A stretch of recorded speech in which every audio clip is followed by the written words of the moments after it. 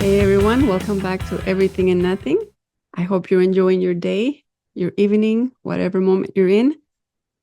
Let's get started. Let's talk about today's topic. Today's topic is going to be innovation, and I'll tell you why. As I mentioned before, and you may have seen it in my bio, I have been and I am an innovation coach. And I want to talk about that. I wanted to talk about innovation, why I chose to do innovation, and also what it means to me, how I see it working, and how you can actually benefit from it when it's understood from a place of creativity and fun, really. So let's start from the beginning. I started my innovation journey, I would say around 2016. And I was hired to work with an organization that was building an innovation lab. And this innovation lab was meant to be a place where different organizations came together and they would ideate and come up with solutions to challenges in their industry. And when I started supporting this team to build and set up this organization, I started to recognize that the people coming onto the space were going to need some support and guidance to really innovate. And for clarity, for me, innovation means creativity. So innovation is about creativity and fun and creating something.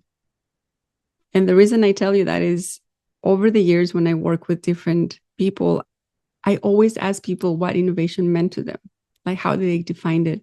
And I got so many different answers. Some people would say it means frustration. Innovation means something shiny, something new.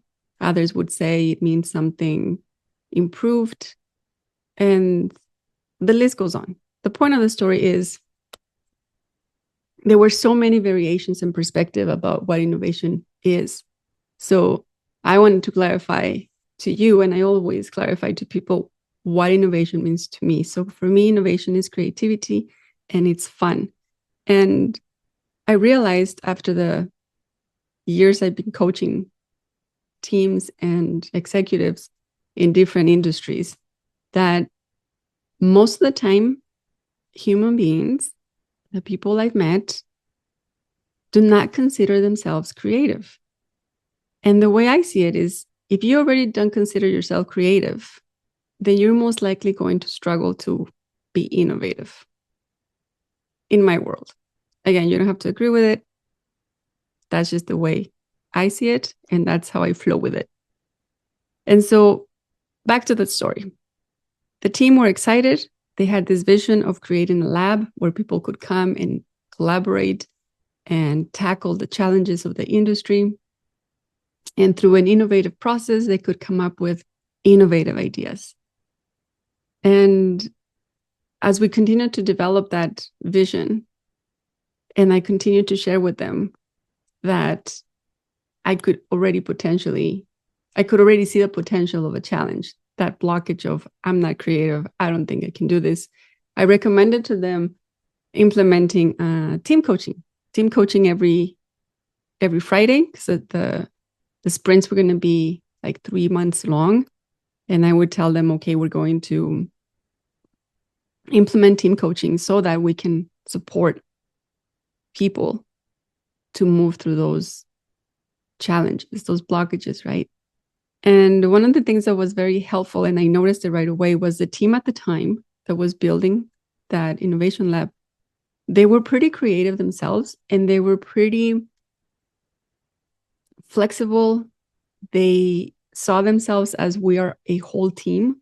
There was no hierarchy of I'm more than you. It was literally all about collaboration.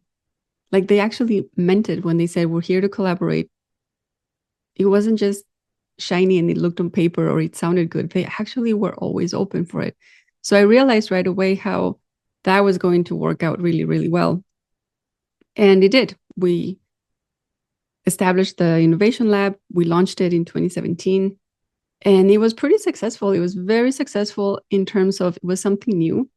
There was nothing like that in that industry, and people wanted to come together. People wanted to see how is it possible for people that are competitors to come together and work together. And that was basically my job. My job was to design how that was going to work, how we were going to set up that environment so that people could be innovative. And it was back then that I started to really become clear within me what that space was going to look like, sound like, feel like, and even taste like. I know that sounds weird, but just go with me. And I started to realize in that moment what was happening was prioritizing what people are now really desperate to focus on in their businesses is the customer experience. We were building not just a space, but we wanted to build an experience that was going to be not just beneficial in the moment, but that was going to teach people how to take that experience and embed it in their own organization. So we had a really big vision that we didn't even realize it was going that way. It just kind of went that way. And that's one thing about innovation is it's meant to be organic. It's meant to be, yes, you have to have clarity on what you're focusing on. And then it's necessary to trust that it's going to go where it needs to go, as long as we're listening to what the needs are. And the needs of the end user, of course, are extremely important, as well as the needs of the team. And a lot of people forget about that. People remember that they just want to create something that is focused on the end user, and they want it to just be done. And they forget to check in with all the other people in the team. So as I moved through the journey, I started to really have clarity within myself about innovation and what it meant and what it felt like. And when right now, when I reflect back and I share with you what people said, what innovation meant to them, I can vouch for that. I never said to anybody, no, you're wrong. Innovation is not frustration. Innovation is not stress. No, it is. It totally is. Because there is so much uncertainty in the innovation process that it can feel very frustrating. It can be really stressful. And it can totally throw everything off if people are not taking care of themselves or taking care of the team that they're working with.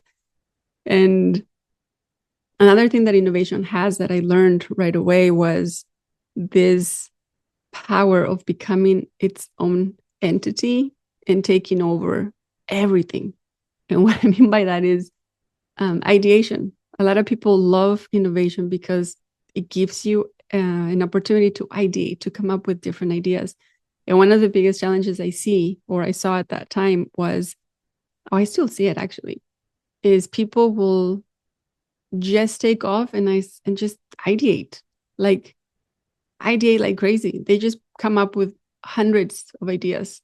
And I'm not exaggerating. I have facilitated sessions with teams where in 5 minutes, we come up with, depending on the number of people, if it's about 5 people, we can come up with about 30 or 40 ideas. I've facilitated sessions with almost 20 people, and we literally came up with 130 or 100 and something ideas. So it is possible within 5 minutes to come up with that. And what I'm getting at is innovation is about fun. It's about solutions, right? What if we did this? What could we do to solve this problem? And I cannot remember exactly where it was. This was a long time ago, maybe like 7 years ago. There was a study that was done about what is one of the things that makes humans the happiest. And one of those things is solving problems. And I remember when I heard that, I started laughing because I thought that is so true. If I could remember conversations I've had with like best friends or loved ones, whenever I would meet with them to tell them I had a bad day or I was struggling with something, the first thing everybody wanted to do was solve my problem. It's like, oh, I'm having a bad day at work. Oh, just quit that job, find something else. Oh, I'm struggling with, my partner at the time. Oh, just leave them. You deserve better. It was always this jumping to the solution, where most of the times as human beings, we just want a place to vent, a place to express what we're feeling. But it's in our nature to want to solve a problem, to want to make it better. So it's no surprise that innovation is an amazing place to play as a human, because we can actually make it happen. We can actually solve problems. However, as I said, if we get stuck in the ideation process, which everybody loves, then it becomes stressful and overwhelming, because now you have a ton of ideas, you have a ton of possible solutions, and then you don't even know where to start, what to do with them. And I've seen this. What ends up happening is a wall full of Post-its. I know, and I have Post-it on my wall for those of you watching. For those of you just listening, in my video, I record this in my office and I have Post-its on my wall. Actually, I have Post-its all over, but let's focus back on the topic. People end up with a wall full of Post-its and ideas that are just going to sit there for months, years, and sometimes they just get deleted, erased, and forgotten. And then people tend to say, well, innovation thing is just fluff. It doesn't work. But it actually does work. It does. There's a big, in my opinion, because I've seen it work, there's got to be a right foundation. It goes back to the story of me telling you about this team that I work with and how we established this lab, and it kicked off pretty well. We had people coming in from different countries to be part of that project. And it wasn't a short project. We tried it. We started it with a 3-month project, and people came. They were committed. They wanted to experience, they wanted to take that dedicated amount of time to really understand the whole process of creativity, the whole process of design thinking, the whole, all the phases, developing, all the deliverables that come with it, identifying a persona, creating an empathy map, the customer journey, interviewing people, because that's one thing that is so important when you do innovation, is to go out and talk to the people that are actually being impacted by the challenge. So anyway, back to my point. When we kickstarted that project, it became very, very clear that people were already starting to struggle. They come in, they're excited, they want to do something. And then they realize, we actually have to do something. And it has to be different, because for the solutions to come in from a point or from a place of actually being helpful solutions, we have to let go and we have to detach from our expert opinions of, I already know what's needed. It has to come from a place of, I have no clue. I'm curious, and the only way to figure it out is by observing and listening and paying attention. And to even get to that place, there has to be a very clear commitment with oneself that we're going to embark in a very uncertain journey, meaning we have no idea really what is needed right now. And for that to happen, we have to strip ourselves from everything that we think we know. Even if we already know or have an idea, we have to almost pretend like we don't know anything. We have to stay curious. And I often feel that creativity goes really, really well with curiosity. When I think about creativity, I think about artists, because let's be honest, whenever I hear the word creativity and whenever I ask people about are they creative or not, we always connect it to artistic expression. Like, oh, no, I don't know how to draw. I don't know how to sketch. I don't know how to paint. I don't know how to do those things, which in reality we do. In my opinion, we do. We're constantly creating things.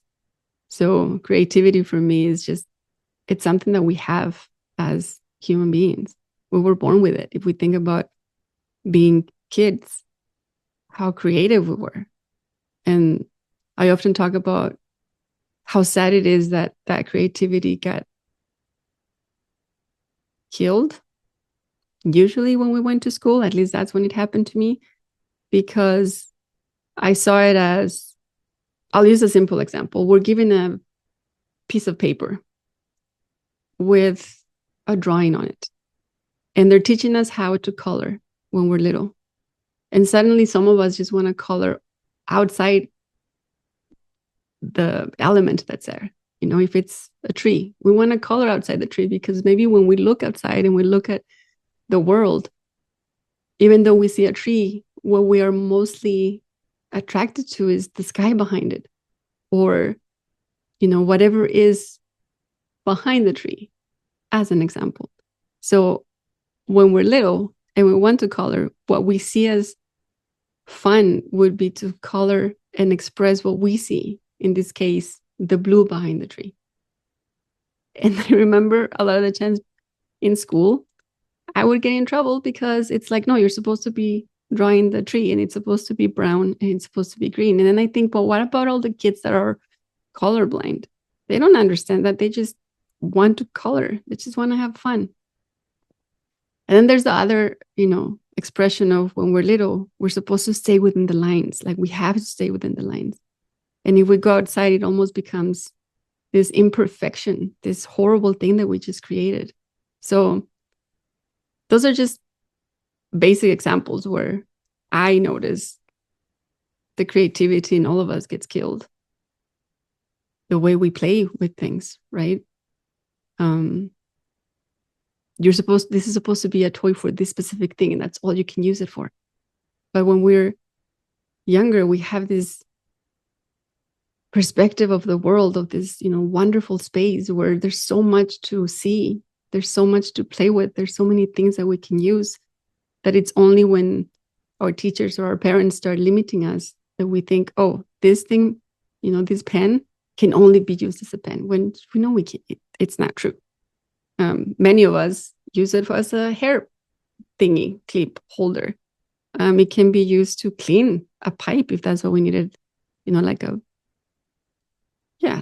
if there's a pipe that has something stuck in it, you can use a pen to clean it. You can use so many things. You get where I'm going.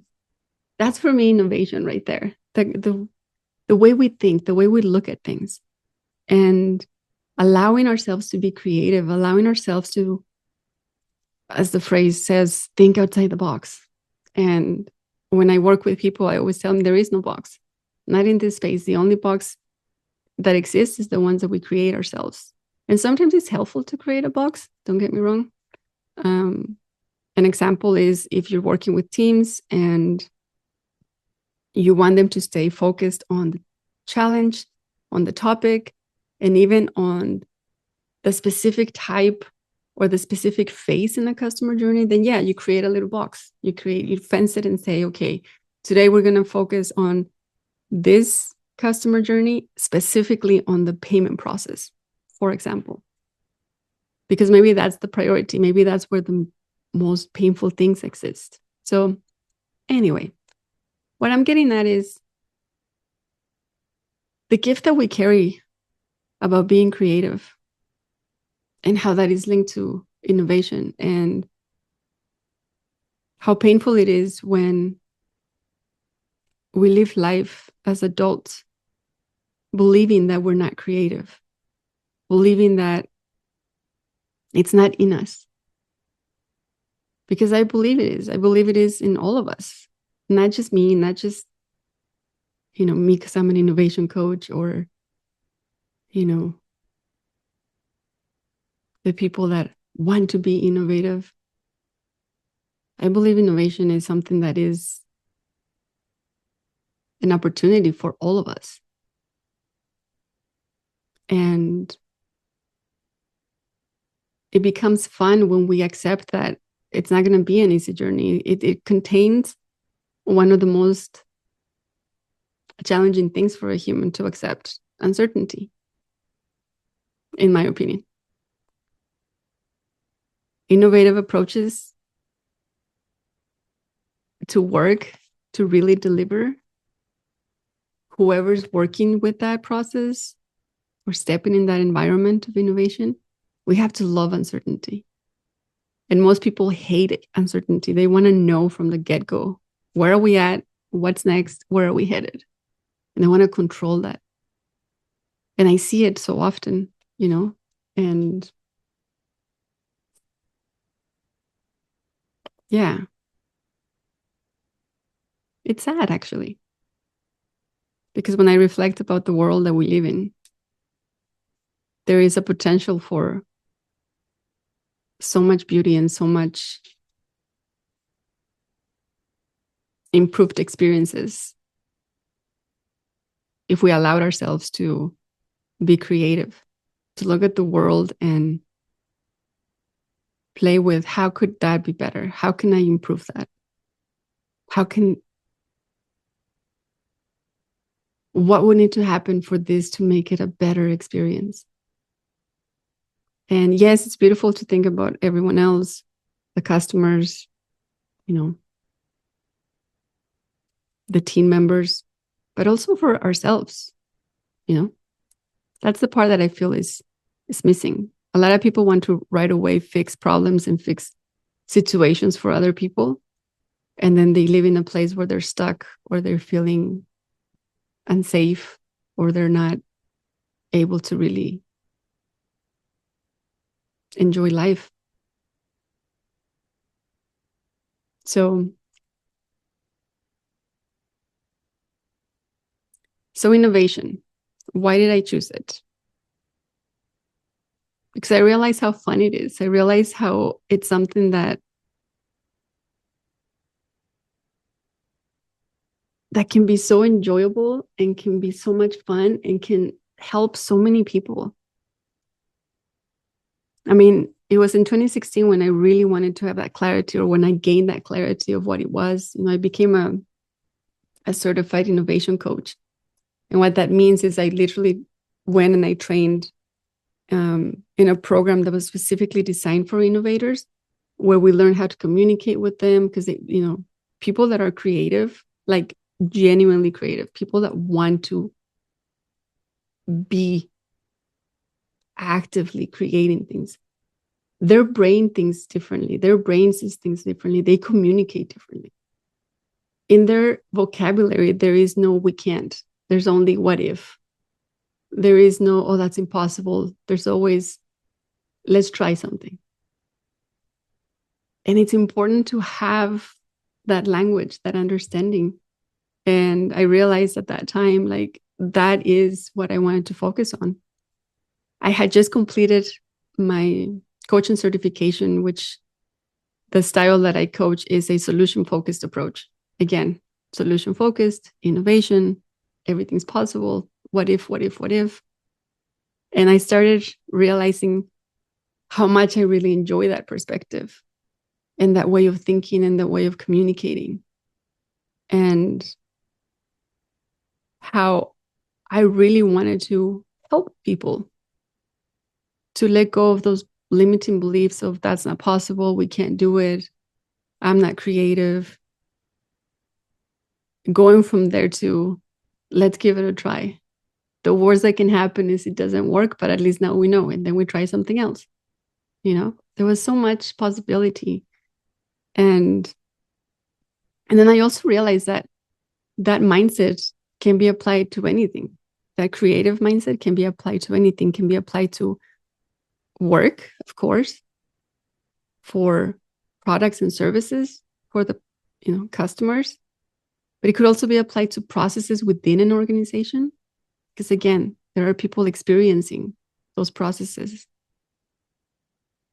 And then I took it even further and I started applying it to life coaching. I know.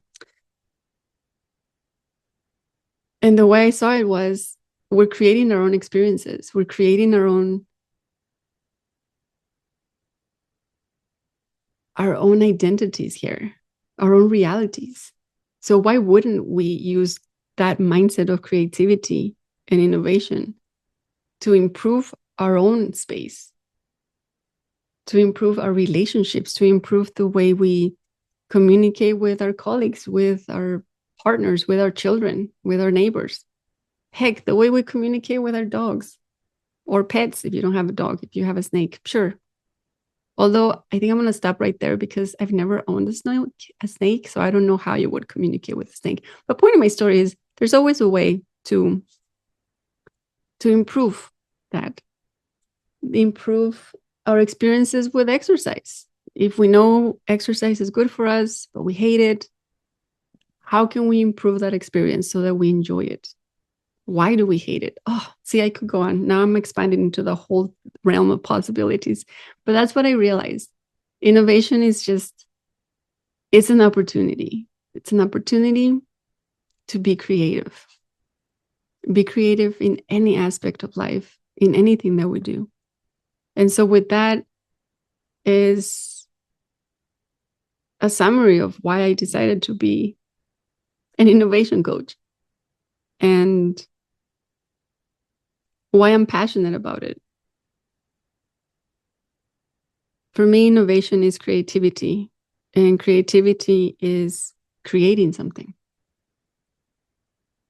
And I think it's a beautiful gift that we have as human beings, that we get to choose what we create, and we get to choose how creative we want to be.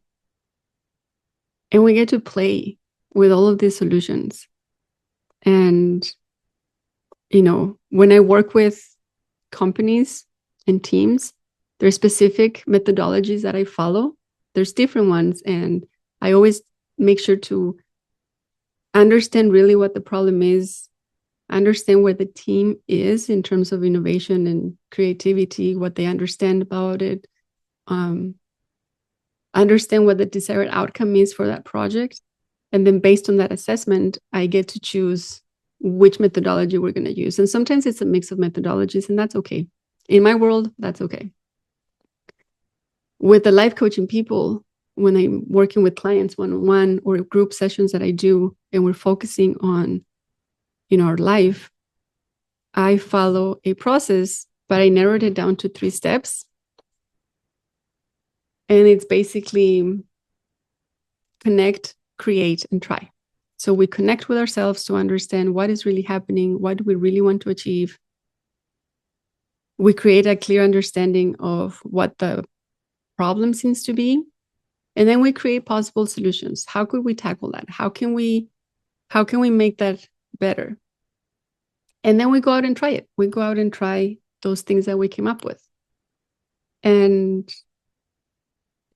sometimes it works, sometimes it doesn't. But I always tell people, we won't know until we try. So I find innovation is an opportunity that is everywhere. And for us to really make the most of that opportunity, we have to be creative. We have to look at it from a creative perspective and see, how can I approach this differently? What if I try this? What if I try that? And then go create it. Give it a go. Give it a try. And see what that's about. But yeah, that's what I wanted to share this week. Innovation. Why innovation? What it means to me, how I use it, my perspective on it, and my belief that it's something that is for everyone, and it's something that everyone can really tap into. And yeah, just a friendly reminder to you, if you choose to, you can be innovative. You can go out there. You probably have been innovative before, because we've all have encountered some time in our life, a situation where we had to get creative with how we were going to manage that. We just had to, you know. I remember once going to a conference where I had lost some weight, and the belt that I had no longer fit me because now it was kind of flimsy and too long. And I had to, you know, I only had like 10 minutes before I realized, oh, this looks bad and I have to go speak in front of people. So I opened my bag and I was like, how can I fix this? See, there's an environment of opportunities and an opportunity for me to be creative. I remember using this little blue tack. It's, it's like a gummy, soft thing, almost like chewing gum, but it's not chewing gum. And you usually use that to put it on the walls. I know many people know what it is, but for those that know what it is, that's what it is. So I use this little blue tack and I put it and I just, squeezed the belt together. And that was it. That was my solution. I fixed my belt and I could go out there and do my presentation. So I'm pretty sure now that I use that example, you're probably thinking, oh yeah, I remember the one time where this thing broke and I had to come up with a solution. There you go. Innovation, an opportunity for creativity to come out and for us to create something. Give it a go, try it, and keep going. So it's why I love it. It's why I'm passionate about it. And it's even why I wrote a book. I just finished a book and it's going to be published end of this month, beginning of next month. So in the next 2 weeks. And it's all about innovation, the human side of it, how it feels, how do we move through all those feelings, all those challenges so that we can actually make it work, so that we can actually be creative. So stay tuned for that. I'll do another podcast, or I'll do a live video or something to talk about the book once it's ready to come out. But until then, just a friendly reminder. Go out and innovate. Go out and have fun. Go create. Go try. Go fail and fail fast. It's one of our mottos in innovation. You want to fail fast. So there you go. The why I focus on innovation, why I'm passionate about it, my journey, my story around it, and my perspective on it. I'm always curious to hear your thoughts and see how innovation feels to you, what it means to you, what is creativity to you. What did you think about this conversation? Feel free to comment, feel free to share. Remember, you can find the video of this version on YouTube. And for those of you that are just listening to the audio, I record from my office because why not? I'm pretty laid back and I have 3 dogs. So sometimes you see my dogs up and down. If you really want to see them, go check them out on YouTube. They'll be there in the video. Other than that, I wish you an amazing rest of your week, day, and until next time.